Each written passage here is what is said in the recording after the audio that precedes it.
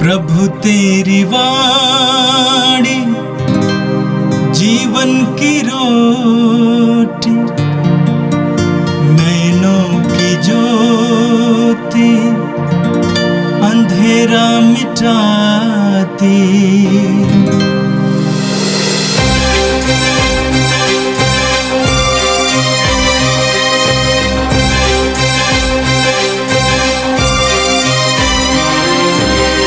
प्रभु तेरी वाणी जीवन की रोटी, नैनों की ज्योति अंधेरा मिटाती। प्रभु तेरी वाणी जीवन की रोटी, नैनों की ज्योति अंधेरा मिटाती। वाणी वाणी वाणी वाणी वाणी पवित्र है, शाश्वत है, जीवन का मन्ना है। 31 जनवरी मंगलवार। पहला पाठ इब्रानियों के नाम संत पौलुस का पत्र, अध्याय 12, पद संख्या 1 से 4 तक। हम धैर्य के साथ उस दौड़ में आगे बढ़ते जाएं, जिसमें हमारा नाम लिखा गया है।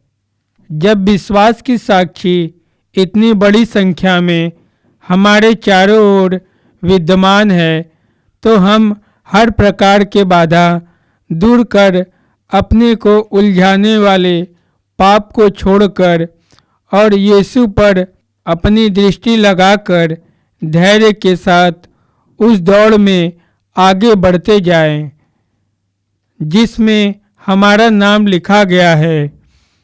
यीशु हमारे विश्वास के प्रवर्तक हैं और उसे पूर्णता तक पहुंचाते हैं।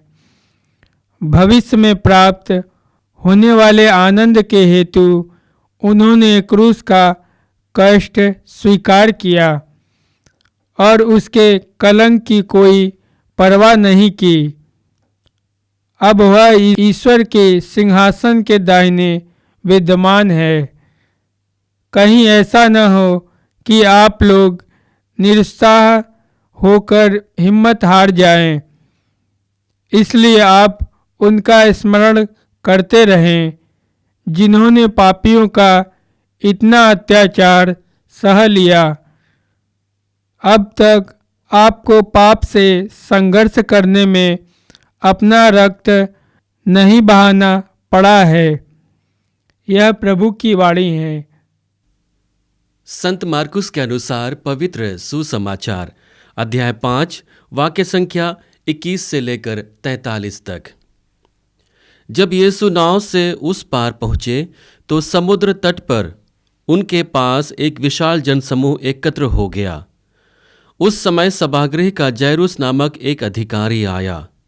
यीशु को देखकर वह उनके चरणों पर गिर पड़ा और यह कहकर अनुनय विनय करने लगा, मेरी बेटी मरने पर है, आइए और उस पर हाथ रखिए, जिससे वह चंगी हो जाए और जीवित रह सके। यीशु उनके साथ चले।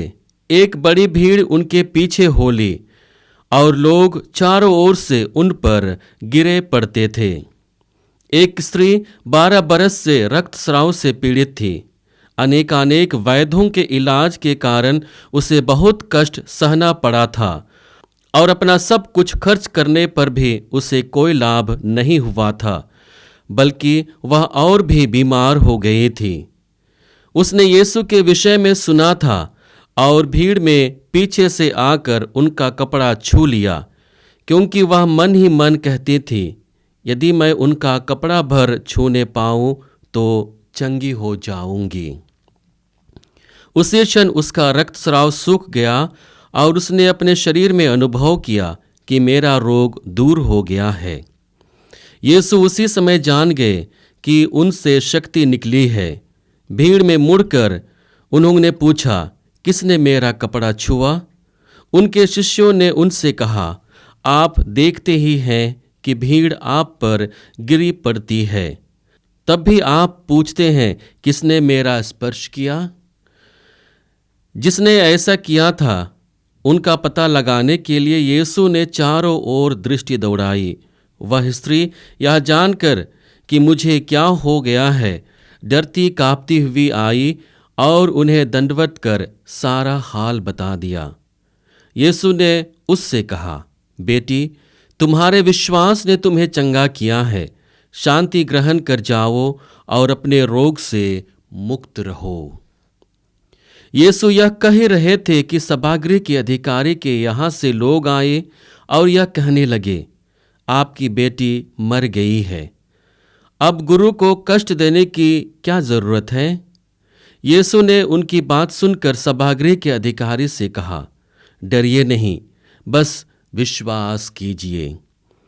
यीशु ने पेतरुस, याकूब और याकूब के भाई योहन के सिवा किसी को भी अपने साथ आने नहीं दिया। जब वे सभागृह के अधिकारी के यहाँ पहुँचे तो यीशु ने देखा कि कोलाहल मचा हुआ है और लोग विलाप कर रहे हैं। उन्होंने भीतर जाकर लोगों से कहा, यह कोलाहल, यह विलाप क्यों? लड़की मरी नहीं है, सो रही है। इस पर वे उनकी हंसी उड़ाने लगे। यीशु ने सबको बाहर कर दिया और वह लड़की के माता पिता और अपने साथियों के साथ उस जगह आए जहां लड़की पड़ी हुई थी। उन्होंने लड़की का हाथ पकड़कर उससे कहा, तलिथा कुम, इसका अर्थ है, ओ लड़की, मैं तुमसे कहता हूँ, उठो। लड़की उसी क्षण उठ खड़ी हुई और चलने लगी, क्योंकि वह 12 बरस की थी। लोग बड़े अचंभे में पड़ गए। यीशु ने उन्हें बहुत समझाकर आदेश दिया कि यह बात कोई ना जान पाए और कहा कि लड़की को कुछ खाने को दे दो। यह प्रभु का पवित्र सुसमाचार है। ख्रिस्त प्रभु की जय। यीशु में मेरे प्रिय भाई और बहनों, आज के दोनों पाठ हमें अपने विश्वास पर मनन चिंतन करने के लिए एक अवसर देते हैं। आज का पहला पाठ इब्रानियों के नाम पत्र से लिया गया है। आज के पहले पाठ में 2 मुख्य बातों को हमारे बीच में रखा गया है। पहली बात है कि प्रभु यीशु हमारे विश्वास के प्रवर्तक हैं और उसे पूर्णता तक पहुंचाने वाले हैं। हम वचन में पढ़ते हैं, यीशु हमारे विश्वास के प्रवर्तक हैं और उसे पूर्णता तक पहुंचाते हैं। भविष्य में प्राप्त होने वाले आनंद के हेतु उन्होंने क्रूस का कष्ट स्वीकार किया और उसके कलंक की कोई परवाह नहीं की। अब वह ईश्वर के सिंहासन के दाहिने विराजमान है। यीशु हमारे विश्वास के प्रवर्तक हैं। इसका तात्पर्य यह है कि प्रभु यीशु के द्वारा ही हमें विश्वास का वरदान मिला है। जो हम विश्वास को लेकर अपने क्रिस्तीय जीवन को जीते हैं, उस विश्वास को देने वाला यीशु मसीह है। इसलिए हमारा विश्वास और हमारा क्रिस्तीय विश्वास यीशु मसीह के द्वारा दिया हुआ विश्वास पर केंद्रित और आधारित है। जब हम उस पर विश्वास करते हुए अपने जीवन को जीने लगते हैं, अपने दिनचर्या को आगे बढ़ाने लगते हैं, तब हम अपने लक्ष्य की ओर आगे बढ़ते हैं। यीशु हमारे विश्वास को परिपूर्ण करते हैं, उसे पूर्णता तक पहुंचाते हैं। ऐसा कैसा हो गया? क्योंकि हम जानते हैं कि प्रभु यीशु हमारे बीच रहे, हम जैसे निरे मनुष्य के रूप में, बल्कि उनमें कोई पाप नहीं था और उन्होंने कष्ट स्वीकार किया, मरना स्वीकार किया, ताकि हमें अनंत जीवन मिल सके। और इस तरह हम कह सकते हैं कि प्रभु यीशु ही वह व्यक्ति है, वह प्रभु है जो हमारे विश्वास को पूर्णता तक पहुंचाते हैं। क्योंकि वचन कहता है, अब वह ईश्वर के सिंहासन के दाहिने विराजमान है। क्योंकि उसने ईश्वर की आज्ञा को पालन करते हुए मरना स्वीकार किया, कष्ट स्वीकार किया और ईश्वर के दाहिने विराजमान होकर हमारे विश्वास को पूर्ण करता है। क्योंकि जब हम प्रभु में विश्वासी होते हैं तो हम विश्वास करते हैं कि ईश्वर हमारी देखरेख करता है, ईश्वर हमारी सुधि लेता है, ईश्वर व्यक्तिगत रूप से मुझे जानता है, पहचानता है, मेरी आवश्यकताओं में मुझे मदद करता है। और इसलिए प्रभु यीशु का ईश्वर के दाहिने विराजमान होना हमारे विश्वास को पूर्णता तक पहुंचाने का कार्य करता है। हम पाठ के आगे पढ़ते हैं। कहीं ऐसा ना हो कि आप लोग निरुत्साह होकर हिम्मत हार जाएं, इसलिए आप उनका स्मरण करते रहें। उन्होंने पापियों का इतना अत्याचार सह लिया। अब तक आपको पाप से संघर्ष करने में अपना रक्त बहाना नहीं पड़ा है। यहाँ पर पत्र के रचयिता कहते हैं कि आपका विश्वास मसीह के विश्वास में आधारित है और इसलिए आपको जीवन से हतोत्साह नहीं होना है।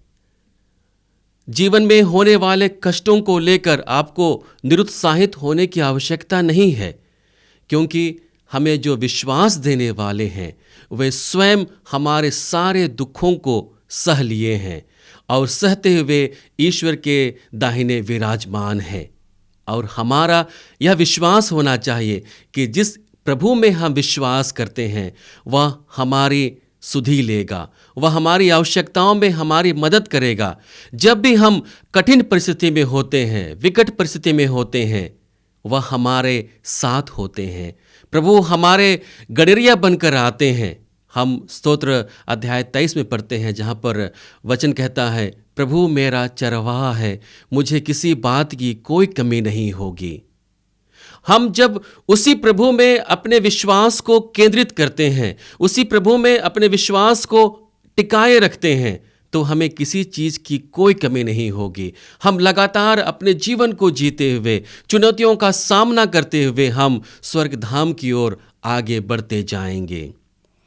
दूसरा महत्वपूर्ण विषय वस्तु है और वह है कि हमारा विश्वास दूसरे के लिए पूरक बनता है। इसका तात्पर्य क्या है कि हम सभी का विश्वास एक दूसरे को उत्साहित करता है, एक दूसरे के विश्वास का पूरक बनता है।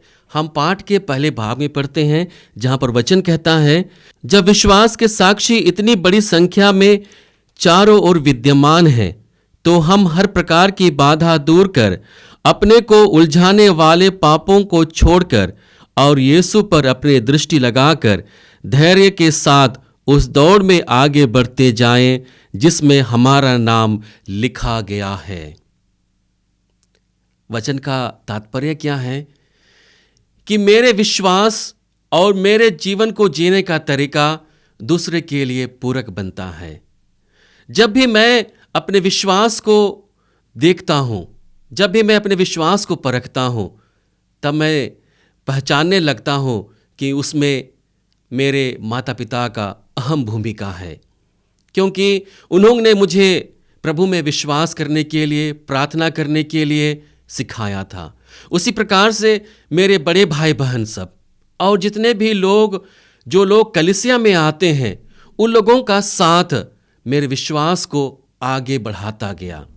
तो हम देखते हैं कि क्रिस्तीय जीवन जीते हुए मेरा जो विश्वास होता है, मेरा जो व्यक्तिगत विश्वास है, वह दूसरे के विश्वास का पूरक बनता है। हम आश्रम में लगातार देखते हैं, जब यहाँ पर कोई विश्वासी आता है, प्रभु के वचन को सुनता है, प्रभु के साथ रहता है, प्रभु के साथ समय बिताता है और प्रभु के सामर्थ्य को जब अपने जीवन में महसूस करता है, प्रभु के प्रेम को जब वह पाता है, तब वह जाकर उसका साक्षी बनता है। वह उसे दूसरों को बताता है और दूसरों को भी लेकर यहाँ वह आता है और उस प्रकार से वह दूसरों के विश्वास को पूर्णता तक पहुँचाने के लिए एक पूरक बनता है। यीशु में मेरे प्रिय भाई और बहनों, आज जब हम लोग इन दो महत्वपूर्ण बिंदुओं पर मनन चिंतन कर रहे हैं, तो आज हमें चाहिए कि हम अपने विश्वास को जांच कर देखें, परख कर देखें। क्या मेरा विश्वास प्रभु में मजबूत है? क्या मैं अपने विश्वास के द्वारा दूसरे के विश्वास को पूर्णता तक पहुंचाने के लिए पूरक बन पाता हूं? क्रिस्तीय जीवन को जब हम जीते हैं तो हमारे लिए एक लक्ष्य बनता है कि हम अपने विश्वास को जीते हुए हम आगे बढ़ते जाएं, स्वर्ग राज्य की ओर, एक दूसरे को लेते हुए, एक दूसरे का सहयोग पाते हुए। इसलिए वचन के रचयिता लिखते हैं, यीशु पर अपनी दृष्टि लगाकर धैर्य के साथ उस दौड़ में आगे बढ़ते जाएं जिसमें हमारा नाम लिखा गया है। हमें लगातार एक दूसरे का सहयोग लेते हुए, एक दूसरे का सहयोग करते हुए हमें लगातार अपने विश्वास को जीते रहना है और उस विश्वास को जीते हुए एक दूसरे को साथ में लेकर आगे बढ़ते जाना है स्वर्ग राज्य की ओर। आज के सुसमाचार में हमारे सामने दो विश्वास के उदाहरण रखे गए हैं। पहला उदाहरण रक्तस्राव से पीड़ित महिला का है, जिसने संभवतः 12 साल तक अपने आप को निरोग करने के लिए अपना सब कुछ गंवा चुकी थी, लेकिन अंत में वह प्रभु के पास आती है, यीशु के पास आती है। वह अन्य लोगों से जानती है कि यीशु चंगाई देते हैं और वह विश्वास करती है कि जब वह यीशु का कपड़ा भर भी छू पाए तो उसे अपने रोगों से मुक्ति मिल जाएगी। और उसी विश्वास के साथ वह यीशु के पास आती है और यीशु का स्पर्श करती है। हम देखते हैं कि जैसे ही वह स्पर्श करती है उसका रोग उससे दूर हो जाता है, रक्तस्राव सूख जाता है और यीशु को इसका आभास हो जाता है। यीशु यह जानना नहीं चाहता था कि किसने उसका कपड़ा छुआ है। यीशु यह बताना चाहता था कि विश्वास के द्वारा उस महिला को चंगाई मिली है और उसे एक साक्षी के रूप में लोगों के सामने प्रस्तुत करना चाहता था। और जब वह महिला यीशु के पास आती है और अपना सब कुछ उसे बताती है तो यीशु कहते हैं, बेटी, तुम्हारे विश्वास ने तुम्हें चंगा कर दिया है, शांति प्राप्त कर जाओ और अपने रोगों से मुक्त हो जाओ। यहां पर विश्वास जिसे यीशु अपने जीवन के द्वारा हमें देते हैं, समझाने की कोशिश करते हैं कि जो भी लोग विश्वास को लेकर उसके सामने आते हैं वह उसकी सुधि लेता है, वह उसकी सुनता है, वह उन्हें चंगाई प्रदान करता है। जो भी आवश्यकताएं हैं उनकी आवश्यकताओं को वह पूरा करता है। दूसरा उदाहरण हमारे सामने रखा गया है, जैरुस का उदाहरण। हम देखते हैं कि जैरुस संभवतः वह भी अन्य लोगों से पता कर चुका था कि यीशु उसकी बेटी को चंगाई दे सकते हैं जो मरणासन पर हैं, और बाद में उसे पता चलता है कि उसकी बेटी मर गई है और वह अब यीशु को और तकलीफ देना नहीं चाहता है। लेकिन यीशु उससे क्या कहते हैं, हम वचन में पढ़ते हैं, डरिए नहीं, बस विश्वास कीजिए। प्रभु कहते हैं, डरिए नहीं, बस विश्वास कीजिए। विश्वास के द्वारा प्रभु यीशु उसके डर को उससे दूर करते हैं और जब वह विश्वास के साथ प्रभु को लेकर अपने घर आता है तब हम देखते हैं कि वह अपनी बेटी को जीवित पाता है। उसकी बेटी जीवित हो जाती है और उनके जीवन में पुनः एक बार आ जाती है। यीशु में मेरे प्रिय भाई और बहनों, वर्तमान समय में जब हम अपने विश्वास को जीते हैं तो बहुत बार हमें कठिन परिस्थिति का सामना करना पड़ सकता है, बहुत सारे चुनौतियों का सामना करना पड़ सकता है और उन परिस्थितियों में हमारे जीवन में डर बना रहता है, भय बना रहता है। हमें आवश्यकता है कि निर्भय होकर बिना डरे हुए अपने विश्वास को लेकर जिएं, प्रभु के सामने लगातार आएं ताकि वह हमारे विश्वास को अधिक से अधिक मजबूत बनाए। आइए हम इसके लिए प्रभु से प्रार्थना करें। हे सर्वशक्तिमान पिता परमेश्वर, हम धन्यवाद देते हैं तेरे पुत्र हमारे प्रभु यीशु ख्रिस्त के लिए जो हमें विश्वास देते हैं और उस विश्वास को परिपूर्णता तक पहुंचाते हैं। प्रभु, जिस विश्वास को लेकर हम अपने जीवन को जी रहे हैं, हमें बहुत सारे अन्याय, अत्याचार और कठिन परिस्थिति का सामना करना पड़ता है। प्रभु, उन विकट परिस्थितियों में तू हमारा साथ दे ताकि हम बिना डरे हुए अपने विश्वास को आगे बढ़ा सकें, विश्वास को साक्षी के रूप में दूसरों के सामने साक्ष्य दे सकें और दूसरे लोगों को भी आपके सानिध्य में लाने के काबिल बन सके। हम ये प्रार्थना करते हैं हमारे प्रभु ख्रिस्त के द्वारा, आमीन। प्रभु तेरी वाणी जीवन की रोटी, नैनों की ज्योति अंधेरा मिटाती। वाणी वाणी वाणी वाणी वाणी पवित्र है, शाश्वत है, जीवन का मन्ना।